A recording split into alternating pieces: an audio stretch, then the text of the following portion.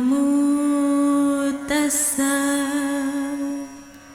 भगवतो अरहतो सम्मा सम्बुद्धस्स। बुद्ध और उनका धम्म बाबा साहेब डॉक्टर अम्बेडकर द्वारा रचित कालजयी पुस्तकों के इस रचना संसार में आपका स्वागत है। आप जानते हैं कि इस समय हम लोग बाबा साहेब डॉक्टर अम्बेडकर द्वारा मूल रूप से अंग्रेजी में रचित ग्रंथ द बुद्धा एंड हिज धम्मा, इसका ये हिंदी अनुवाद आप तक पहुंचा रहे हैं। और ये जो हिंदी अनुवाद है, ये हिंदी अनुवाद डॉक्टर भदंत आनंद कौशल्यायन जी का है। तो आइए इस कड़ी में आगे बढ़ते हैं और हमेशा की तरह आपको याद भी दिला देते हैं कि ये बुद्ध और उनका धम्म के चतुर्थ कांड का चौथा भाग है। इस चौथे भाग में बाबा साहेब अब जिस छोटे से शीर्षक के साथ आगे बढ़ रहे हैं वो शीर्षक है निब्बाण संबंधी प्रवचन।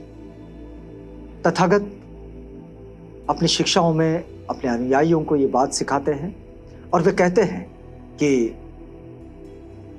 हमारे जीवन का अगर कोई सर्वश्रेष्ठ लक्ष्य हो तो वो है निब्बाण को प्राप्त कर लेना, निब्बाण में उपस्थित हो जाना।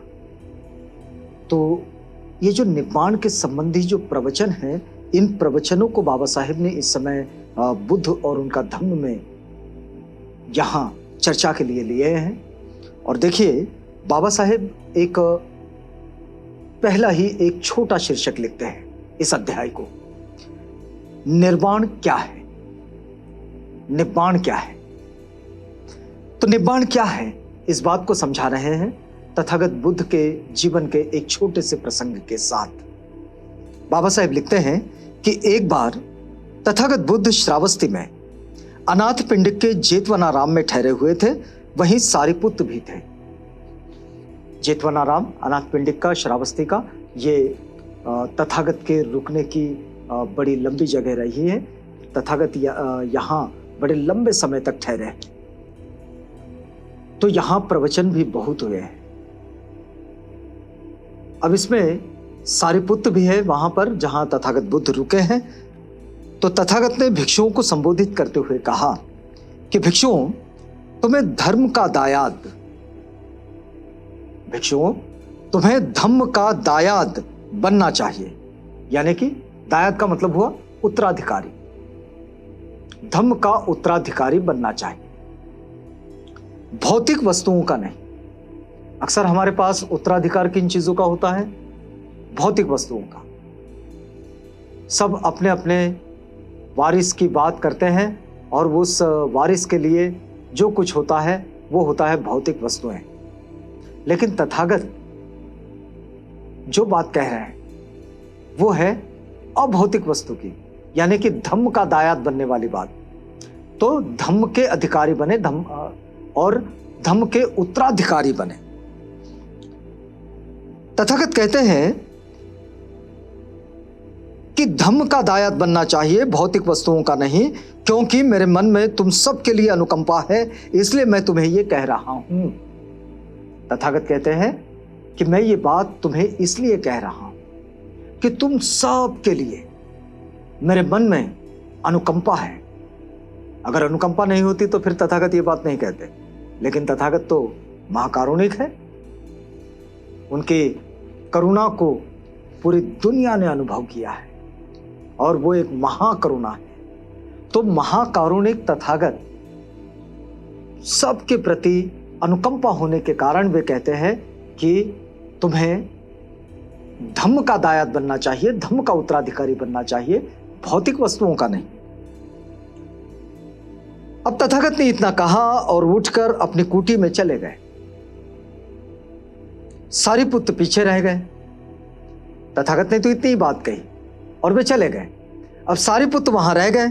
तब भिक्षुओं ने सारिपुत्र से प्रार्थना की कि वे बताए कि निर्वाण क्या है, निब्बाण क्या है। तब उन्होंने पूछा सारिपुत्र से कि कृपया बताएं कि निब्बाण क्या है। तब सारिपुत्र ने भिक्षुओं को संबोधित करते हुए कहा कि भिक्षुओं, तुम जानते हो कि लोभ अकुशल धर्म है, द्वेष अकुशल धर्म है। अब देखिए, तथागत से जो बात पूछी जाती है वही बात सारिपुत्र से भी पूछी जाती है। अगर हम उस वक्त की बात करें जब तथागत स्वयं इस धरती पर थे, तो उस वक्त में कहा और माना यह जाता था कि जब भी कभी सारिपुत्र या फिर मोगलायन ये बोलते हैं तो स्वयं तथागत ही बोल रहे हैं।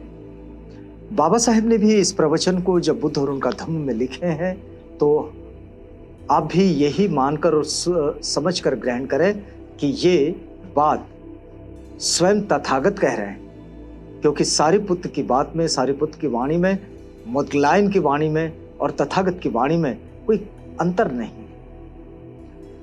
तो देखिए, सारिपुत्र कहते हैं कि तुम जानते हो कि लोभ ये अकुशल है, अकुशल धम्म है। लोभ जो है वो अकुशल धम्म है और द्वेष ये भी अकुशल धम्म है। धम्म का मतलब होता है मार्ग, वो मार्ग जो हम धारण करते हैं। तो जिसने भी किसी ने अकुशल मार्ग को धारण किया है वो अकुशल ही रहेगा। तो अकुशल में क्या है? द्वेष है और लोभ है।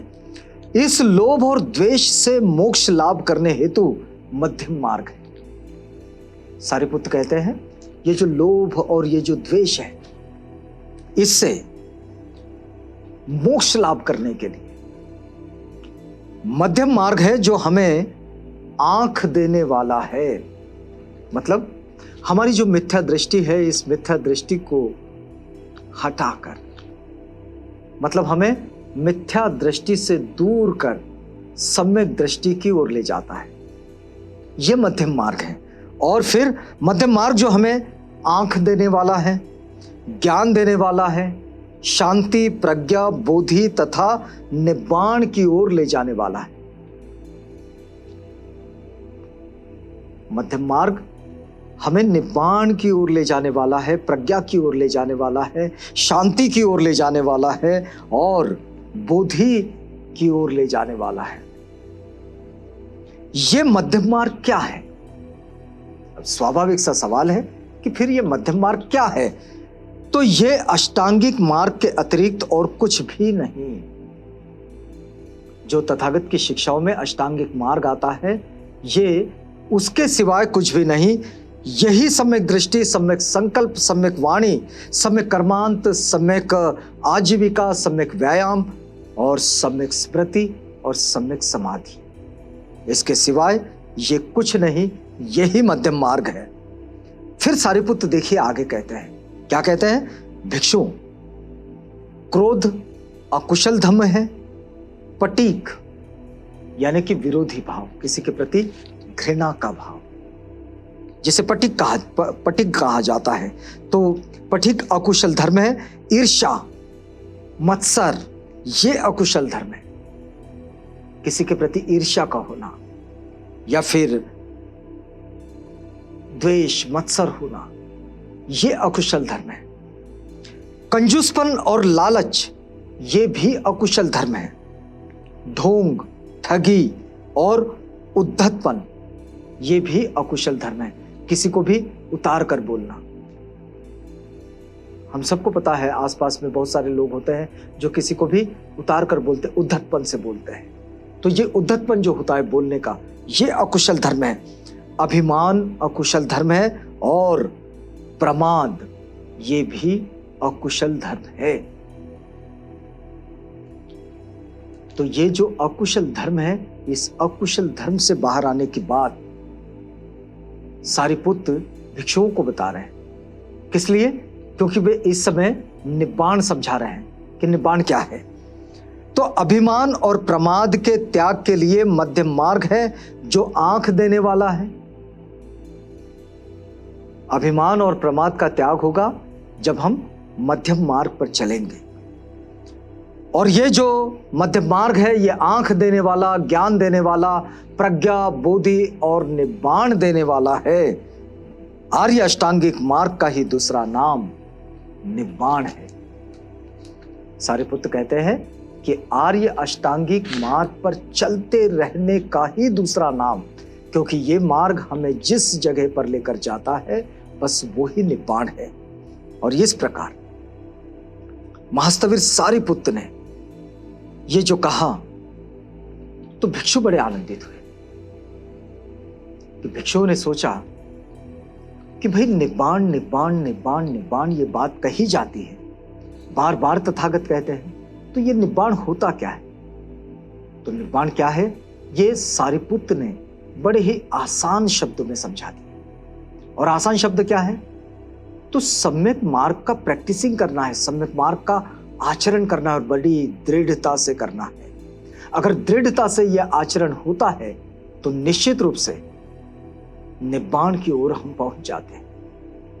बहुत सारे लोग जो मिथ्या दृष्टि में जीते हैं वो किसी झूठ को सच मान लेते हैं और वो झूठ को सच मानकर उसी के साथ बने रहते हैं। उसके प्रति इतने आग्रही होते हैं उस झूठ के प्रति कि उन्हें लगता है कि ये ही बात सब लोगों ने माननी चाहिए। अब जिसको जिसको समझ है वो तो इस बात को मानने से रहा, लेकिन इनका बड़ा आग्रह होता है। तथागत कहते हैं कि मिथ्या दृष्टि का त्याग करें, जितनी जल्दी हो सके मिथ्या दृष्टि को त्याग दें और सम्यक दृष्टि वाले बन जाएं। तथागत अपनी बात को समझाते इस बात के द्वारा कि मैं सत्य को सत्य जानता हूं और असत्य को असत्य। सम्यक दृष्टि को कैसे समझा जाए? मैं दिन को दिन कहता हूं और रात को रात। मैं रात को दिन नहीं कहता और दिन को रात नहीं मानता। तो जो चीज जैसी है, जो जिस तरह है, जहां विद्यमान है, बस उसको वैसे ही स्वीकार करना है।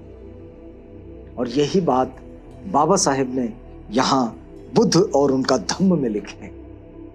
ये जो छोटा सा अध्याय बाबा साहेब ने लिखे, निब्बाण क्या है, तो यहां सारिपुत्र का ये संवाद जो भिक्षुओं से चल रहा था वो संपन्न होता है। हम रुकते हैं इस वादे के साथ कि अगली कड़ी में आपसे पुनः भेंट होगी जब हम इसी प्रक्रिया में आगे बढ़ेंगे। तो तब तक के लिए हमें इजाजत दीजिएगा।